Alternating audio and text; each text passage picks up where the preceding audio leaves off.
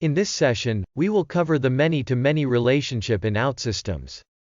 We will start by defining this type of relationship, and then we will learn how to create a many-to-many relationship in OutSystems, with a quick demo in Service Studio. Let's start by considering this example data model, with the order entity and the product entity. In this scenario, we know that a single order can have multiple products, and that the same product can be part of many orders. This makes this scenario a perfect example of a many-to-many relationship.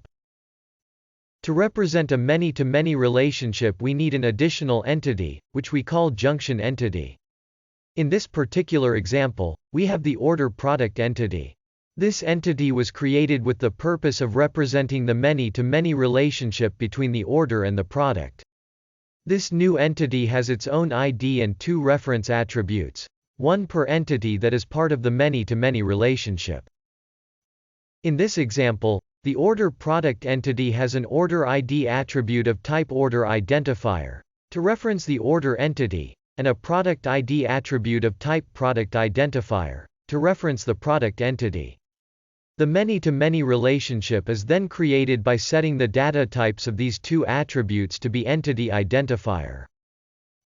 This junction entity has its own identifier attribute, which is independent from the identifier attributes of the other entities.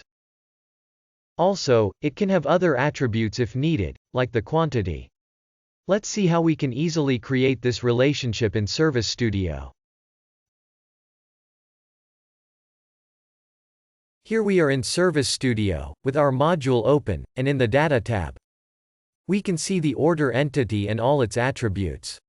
And also the product entity and all its attributes. To create a many-to-many relationship between the orders and the products, we need to create a new entity.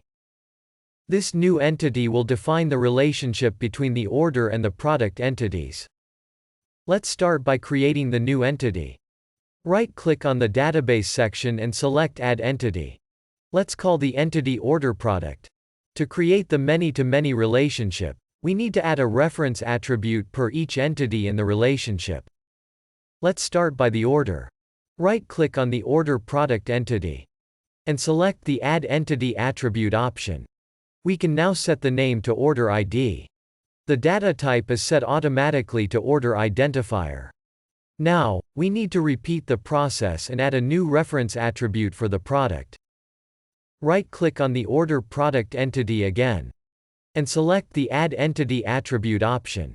We will set its name to Product ID. And the data type is set automatically to Product Identifier. Now we have the relationship created between the order and the product. To complete the entity, we will just add an attribute for quantity. To see a visual representation of the relationship, we can drag the order product entity to the diagram on the left. As we can see, the order product has the junction entity between the order and the product, defining then the many-to-many relationship.